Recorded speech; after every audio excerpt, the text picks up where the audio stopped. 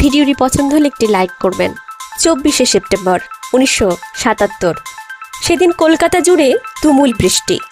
তারই মধ্যে কলকাতায় এক ঐতিহাসিক ফুটবল ম্যাচ, যেন সেদিন কলকাতার শহরে ঘটে গেছিল আমির খানের লাগান ছবির প্লট। সেদিন মোহনবাগানের সামনে ছিল পেলের কসমস। ব্রাজিলের পেলে আসছেন কলকাতায়, সাজো সাজো রব সারা শহরে। বহুদিন আগে থেকেই চলেছিল এই ম্যাচের প্রচার। শেষ অবধি পেলে স্বমহিমায় হাজির হলেন তিলোত্তমায়। রেডিওতে সারাদিন ধরে চলেছিল খেলার ধারাভাষ্য। কলকাতা জুড়ে পেলের পোস্টার। পেলে এসে উঠেছিলেন কলকাতার গ্র্যান্ডে।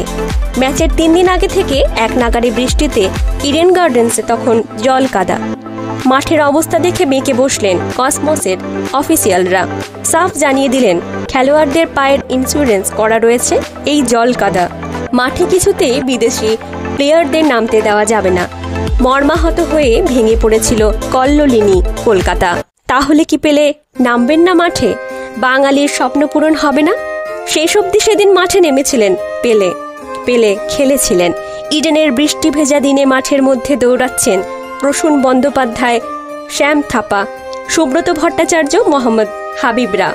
আর গোল আগলে দাঁড়িয়েছিলেন শিবাজি বন্দ্যোপাধ্যায়। বাইরে থেকে ফুটবলারদের সাহস জুগিয়ে যাচ্ছেন কোচ PK বন্দ্যোপাধ্যায়। পেলে খেললেন কলকাতায়, তাও বাঙালিদের বিরুদ্ধে।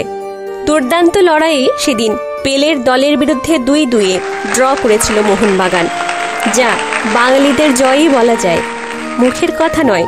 কার্লোস আলবার্তো, ফ্র্যাঙ্ক বেকেনবাওয়ার, জুয়ান কান্তিলিয়া, জর্জিও চিনাগোলিয়া এবং সর্বোপরি পেলে। 1977-এর কসমসে তখন আক্ষরিক অর্থেই চাঁদের হাট। সেদিন সারা শহর জুড়ে গোল গোল চিৎকার। এই চিৎকারের মধ্যে জন্মেছিল এক নবজাতক, এক বিখ্যাত নায়িকার পুত্র। সেদিন রূপলী পর্দার নায়িকা হাসপাতালে সন্তান প্রসবের জন্য ভর্তি। সেই নায়িকা ফুটবলের পাগল ভক্ত।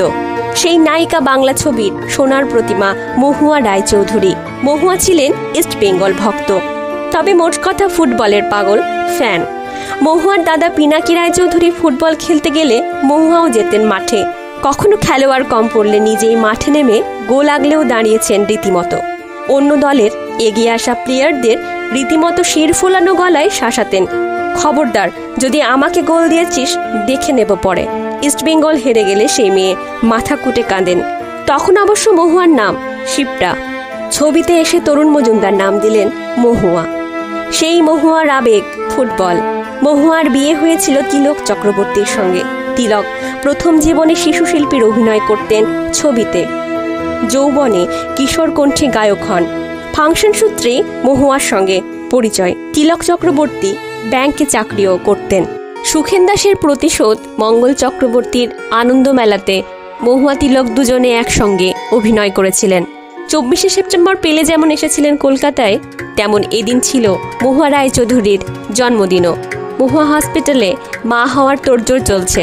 আর সেই দিনেই চতুর্দিকের গোল গোল আওয়াজের মধ্যে মায়ের জন্মদিনের দিনই ভূমিষ্ঠ হলো মহুয়ার একমাত্র সন্তান। গোল গোল শব্দের মাঝে যে সন্তানের জন্ম, সেই সন্তানের নাম রাখলেন মা নিজেই, গোলা, মহুয়ার গোলা। এক কিংবদন্তি প্লেয়ারের কলকাতা আগমনের দিন এক শিশুর নামকরণ হলো, যা সত্যি অভাবনীয়। গোলা অর্থাৎ আজকের তমাল মাকে বেশি দিন পাননি। কৈশোরেই মাতৃহারা হন গোলা।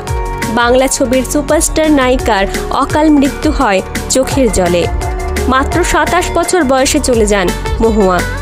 তাও দিয়ে গেছেন শ্রীমান পৃথ্বীরাজ সাহেব, আদমি और औरत, অমৃত কুম্ভের সন্ধানে, কপাল কুণ্ডলা, দাদার কীর্তি, সন্ধ্যা প্রদীপ, তিল থেকে তাল, অভিমান, পারাবত প্রিয়া, আশীর্বাদের মতো বহু বাংলা সিনেমা।